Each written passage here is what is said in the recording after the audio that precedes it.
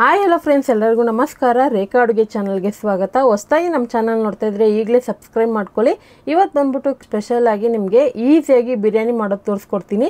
ನಮ್ಮ ಚಾನಲಲ್ಲಿ ಎಷ್ಟೋ ವೆರೈಟಿ ಬಿರಿಯಾನಿ ತೋರಿಸಿದ್ದೀನಿ, ಆದರೆ ಇವತ್ತು ಮಾಡೋಂಥ ಒಂದು ಡಿಫ್ರೆಂಟ್ ಮಸಾಲೆನಲ್ಲಿ ಖಂಡಿತ ನಿಮಗೆಲ್ಲ ಇಷ್ಟ ಆಗುತ್ತೆ. ಸೊ ಖಂಡಿತ ಈ ರೆಸಿಪಿನ ಇಷ್ಟಪಟ್ಟು ನೀವು ಮನೇಲಿ ಟ್ರೈ ಮಾಡಿ ಯಾವ ಥರ ಇದೆ ಅಂತ ಕಮೆಂಟಲ್ಲಿ ತಿಳಿಸಿ. ಹಾಗೆ ಈ ಬಿರಿಯಾನಿ ಇಷ್ಟ ಆಯ್ತು ಅಂದರೆ ಈಗಲೇ ಒಂದು ಲೈಕ್ ಮಾಡಿ ನಿಮ್ಮ ಫ್ಯಾಮಿಲಿ ಫ್ರೆಂಡ್ಸ್ಗೂ ಶೇರ್ ಮಾಡಿ. ಇವತ್ತು ಈ ಬಿರಿಯಾನಿ ಮಾಡೋದಕ್ಕೆ ನಾನು ಸನ್ಫ್ಲವರ್ ಎಣ್ಣೆ ಯೂಸ್ ಮಾಡ್ತಾ ಇದ್ದೀನಿ. ಇದು ಭಾರತದಲ್ಲೇ ಏಕೈಕ ಫಿಸಿಕಲ್ ಆಗಿ ಸಂಸ್ಕರಿಸಿದ ಗೌರ್ಮೆಂಟ್ ಪೇಟೆಂಟ್ ಟೆಕ್ನಾಲಜಿ ಹೊಂದಿರುವ ಎಣ್ಣೆ ಆಗಿದೆ. ಈ ಎಣ್ಣೆ ಪ್ರಾಸೆಸ್ ಮಾಡುವಾಗ ಆರೋಗ್ಯಕ್ಕೆ ಹಾನಿ ಮಾಡುವ ಕೆಮಿಕಲ್ ಯೂಸ್ ಮಾಡಲ್ಲ. ಹಾಗೆ ಈ ಪ್ರಾಸೆಸ್ ಮಾಡುವಾಗ ಆರೋ ವಾಟರ್ನ ಯೂಸ್ ಮಾಡಿ ಎಣ್ಣೆ ತೆಗಿತಾರೆ. ಈ ಎಣ್ಣೆ ಯೂಸ್ ಮಾಡೋದ್ರಿಂದ ನಮಗೆ ದೇಹಕ್ಕೆ ಅವಶ್ಯಕತೆ ಇರುವಂಥ ವಿಟಮಿನ್ ಎ, ಡಿ ಮತ್ತು ಇ ಇದೆ. ಈ ಸನ್ಫ್ಯೂರಲ್ಲಿರುವ ಎಲ್ಲ ಪ್ರಾಡಕ್ಟ್ಗಳು ಕೆಮಿಕಲ್ ಮತ್ತು ಕಲಬೆರಕೆ ಹೊಂದಿರೋದಿಲ್ಲ. ಹಾಗಾಗಿ ಸನ್ಫ್ಯೂರನ್ನು ಯೂಸ್ ಮಾಡ್ತಾ ಇದ್ದೀನಿ. ಈಗ ಬಿರಿಯಾನಿ ಯಾವ ರೀತಿ ಮಾಡೋದಂತ ನೋಡ್ಕೊಬರೋಣ. ಇದು ಮಾಡೋದಕ್ಕೆ ನಾನಿಲ್ಲಿ 1 kg ಆಗೋಷ್ಟು ಚಿಕನ್ನ ಚೆನ್ನಾಗಿ ತೊಳೆದಿಟ್ಕೊಂಡಿದ್ದೀನಿ. ನೀವು ಸ್ಕಿನ್ ಔಟ್ ಆದರೂ ಮಾಡಿಸ್ಕೋಬೋದು ಅಥವಾ ಸ್ಕಿನ್ ಸಮೇತ ಕೂಡ ಯೂಸ್ ಮಾಡ್ಕೋಬೋದು. ಹಾಗೆ ಇದ್ರ ಜೊತೆಗೆ ಒಂದು ಅರ್ಧ ಕಪ್ ಆಗೋಷ್ಟು ಮೊಸರು ಹಾಕ್ಕೊತಾ ಇದ್ದೀನಿ. ಈ ಥರ ಚಿಕನ್ನ ನಾವು ಮಸಾಲೆನಲ್ಲಿ ನೆನೆಸೋದ್ರಿಂದ ಬಿರಿಯಾನಿ ಇನ್ನೂ ಟೇಸ್ಟ್ ಕೊಡುತ್ತೆ ಮತ್ತು ಚಿಕನ್ ಕೂಡ ಉಪ್ಪು ಖಾರ ಹಿಡಿಯುತ್ತೆ. ಹಾಗೆ ರುಚಿಗೆ ತಕ್ಕಷ್ಟು ಉಪ್ಪು ಮತ್ತು 1.5 ಟೇಬಲ್ ಸ್ಪೂನ್ ಆಗೋಷ್ಟು ಅಚ್ಚಕಾರದ ಪುಡಿ ಹಾಕ್ಕೊತಾ ಇದ್ದೀನಿ.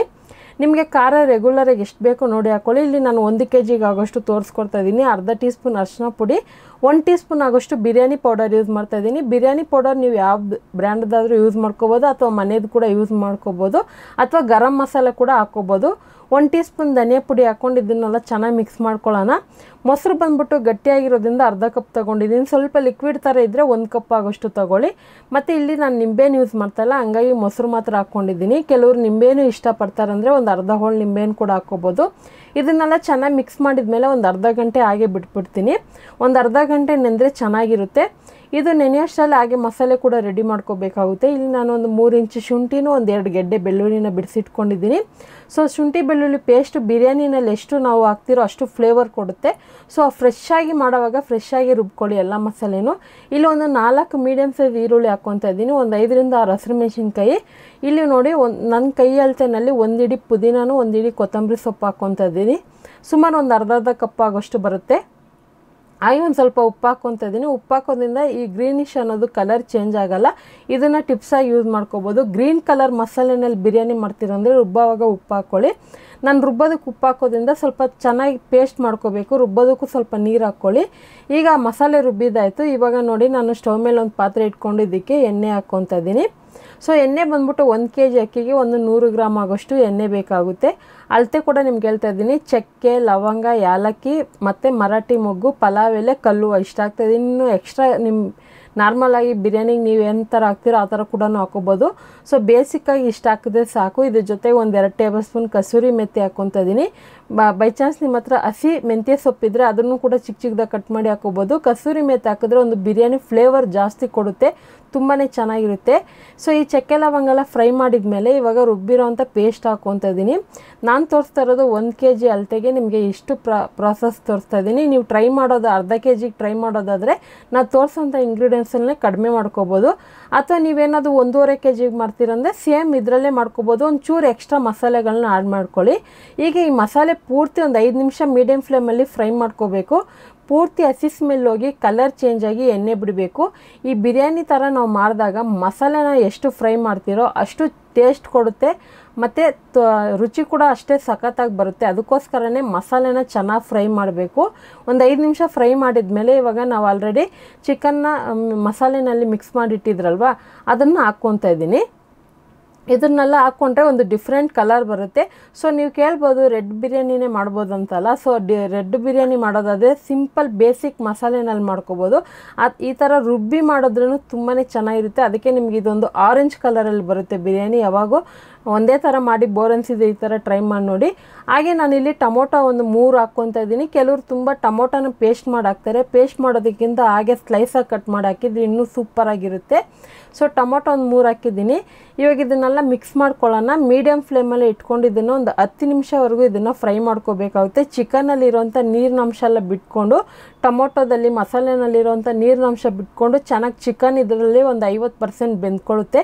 ಇವಾಗ ನೀವೇ ನೋಡ್ತಾ ಇರ್ಬೋದು ಒಂದು ಗ್ರೇವಿ ಥರ ಆಗಿದೆ. ಸೊ ಈ ಗ್ರೇವಿ ಥರ ಆದಮೇಲೆ ಎಣ್ಣೆ ಎಲ್ಲ ಬಿಟ್ಕೊಳ್ಳುತ್ತೆ ಸೈಡಲ್ಲಿ.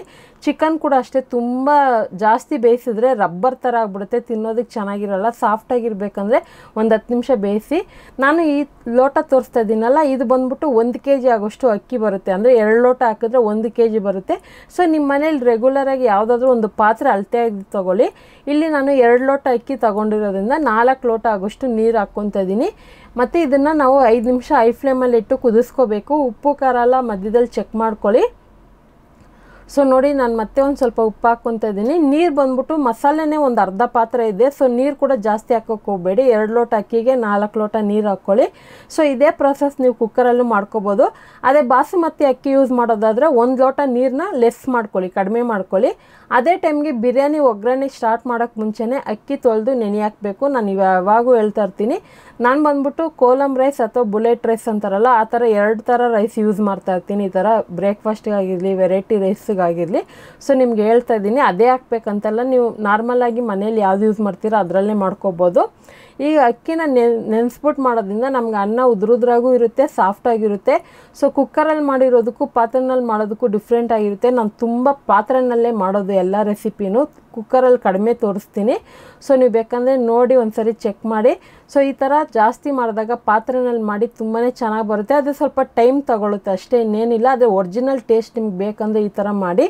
ಅಕ್ಕಿ ಹಾಕಿದ ಮೇಲೆ ಐ ಫ್ಲೇಮಲ್ಲಿ ಒಂದು 5 ರಿಂದ 6 ನಿಮಿಷ ಇದನ್ನು ಚೆನ್ನಾಗಿ ಕುದಿಸ್ಕೋಬೇಕು. ಮಧ್ಯದಲ್ಲಿ ಆವಾಗವಾಗ ಸೌಟಿಂದ ತಿರುಗಿಸ್ಕೊಡಿ, ತಲೆ ಹಿಡಿಯೋಕ್ಕೆ ಬಿಡೋಕ್ಕೆ ಹೋಗಬೇಡಿ. ಫುಲ್ಲು ಐ ಫ್ಲೇಮಲ್ಲಿ ಇಟ್ಟು ಒಂದು 5 ರಿಂದ 6 ನಿಮಿಷ ಕುದಿಸಿದ ಮೇಲೆ ನೀರಿನ ಪ್ರಮಾಣನೂ ಅಕ್ಕಿ ಲೆವೆಲಿಗೆ ಬರುತ್ತಲ್ವ, ಆವಾಗ ಇಮ್ಮಿಡಿಯೇಟ್ಲಿ ಸ್ಟವ್ನ ಲೋ ಫ್ಲೇಮಲ್ಲಿ ಇಟ್ಕೋಬೇಕು. ಲೋ ಫ್ಲೇಮಲ್ಲಿ ಇಟ್ಬಿಟ್ಟು ಇದನ್ನು ಚೆನ್ನಾಗಿ ಒಂದ್ಸರಿ ಮಿಕ್ಸ್ ಮಾಡ್ಕೊಳ್ಳೋಣ. ಎಲ್ಲೂ ವೈಟ್ ರೈಸು ಮಸಾಲೆ ಸಪ್ರೇಟ್ ಆ ಥರ ಆಗಬಾರ್ದು.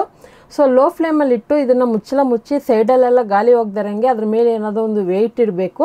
ಸೊ ವೆಯ್ಟ್ ಇಡೋಕ್ಕೆ ನಿಮ್ಮ ಹತ್ರ ಯಾವುದೂ ಇಲ್ಲಾಂದರೆ ಒಂದು ಪಾತ್ರೆಯಲ್ಲಿ ನೀರು ಇದ್ಬಿಟ್ಟು ಅದರಲ್ಲಿ ಇಟ್ಬಿಡಿ. ಆವಾಗ ಅದು ಕ್ಲಿಯರಾಗಿ ಗ್ಯಾಸು ಸೈಡಲ್ಲೆಲ್ಲ ಗಾಳಿ ಹೋಗ್ದಿರಂಗೆ ಟೈಟಾಗಿ ಇದಾಗುತ್ತೆ. ಆನಂತರ ಒಂದು 10 ನಿಮಿಷ ಬಿಡಬೇಕು. ಸಿಮ್ಮಲ್ಲಿ 10 ನಿಮಿಷ ಬಿಟ್ಟು ಇನ್ನೂ 10 ನಿಮಿಷ ಹಾಗೆ ಬಿಟ್ಬಿಡ್ಬೇಕು ನೀವು. ಒಟ್ಟು ಒಂದು 20 ನಿಮಿಷ ತೊಗೊಳುತ್ತೆ. ಅಂದರೆ ಸಿಮ್ಮಲ್ಲಿ 10 ನಿಮಿಷ, ಸ್ಟವ್ ಆಫ್ ಮಾಡಿದ ಮೇಲೆ ಒಂದು 10 ನಿಮಿಷ ಬಿಟ್ಟರೆ ನಿಮಗೆ ಕ್ಲಿಯರಾಗಿ ಬಿರಿಯಾನಿ ಸೂಪರಾಗಿ ಸಾಫ್ಟಾಗಿ ಉದ್ರಾಗಿ ಬಂದಿರುತ್ತೆ. ಕೊನೆಯಲ್ಲಿ 1 ಟೇಬಲ್ ಸ್ಪೂನ್ ತುಪ್ಪ ಹಾಕಿದ್ದನ್ನು ಸೌಟಿಂದ ತುಂಬ ತಿರುಗಿಸ್ತಾ ಇದ್ದರೆ ಮುದ್ದೆ ಥರ ಆಗಿಬಿಡುತ್ತೆ. ಈ ಟಿಪ್ಸ್ನೂ ಕೂಡ ಕರೆಕ್ಟಾಗಿ ಫಾಲೋ ಮಾಡಿ. ಯಾವಾಗ ಅಷ್ಟೇ ಅಕ್ಕಿ ಹಾಕಿದ ಮೇಲೆ ಸೌಟಿಂದ ತುಂಬ ತಿರುಗಿಸ್ತಾ ಇದ್ದರೆ ಅಕ್ಕಿ ಎಲ್ಲ ಒಡೆದೋಗಿ ಒಂಥರ ನುಚ್ಚು ಥರ ಆಗಿ ಮುದ್ದೆ ಥರ ಆಗಿಬಿಡುತ್ತೆ. ಉದ್ರಾಗೂ ಬರಲ್ಲ, ಸಾಫ್ಟಾಗೂ ಇರೋದಿಲ್ಲ. ಮತ್ತು ಇದನ್ನು ಬಿಸಿ ಇರೋವಾಗ ಈ ಥರ ಸೌಟಿನ ಹಿಂಭಾಗದಿಂದ ತಿರುಗಿಸ್ಕೊಂಡು ನಿಮ್ಗೆ ಇಷ್ಟವಾಗಿರೋವಂಥ ಮೊಸರು ಪಚ್ಚಡಿ ಜೊತೆಗೆ ಸರ್ವ್ ಮಾಡ್ಕೊಳ್ಳಿ. ಬಿಸಿ ತಿನ್ನೋದಕ್ಕೆ ಸಖತ್ತಾಗಿರುತ್ತೆ. ಖಂಡಿತ ಈ ರೆಸಿಪಿ ನೀವು ಯಾವತ್ತೂ ಟ್ರೈ ಮಾಡಿ ಕಮೆಂಟ್ ಮಾಡಿ ತಿಳಿಸಿ. ಈ ರೆಸಿಪಿ ಇಷ್ಟ ಆಯ್ತು ಅಂದರೆ ಲೈಕ್ ಮಾಡಿ, ನಿಮ್ಮ ಫ್ಯಾಮಿಲಿ ಫ್ರೆಂಡ್ಸ್ಗೂ ಶೇರ್ ಮಾಡಿ. ರೇಖಾ ಅಡುಗೆ ಚಾನಲ್ನ ಹೊಸದಾಗಿ ನೋಡ್ತಾ ಇದ್ದರೆ ಈಗಲೇ ಸಬ್ಸ್ಕ್ರೈಬ್ ಮಾಡ್ಕೊಳ್ಳಿ. ಈ ವಿಡಿಯೋ ನೋಡಿದ್ದಕ್ಕಾಗಿ ಎಲ್ಲರಿಗೂ ಧನ್ಯವಾದಗಳು. ಟೇಕ್ ಕೇರ್, ಬಾಯ್.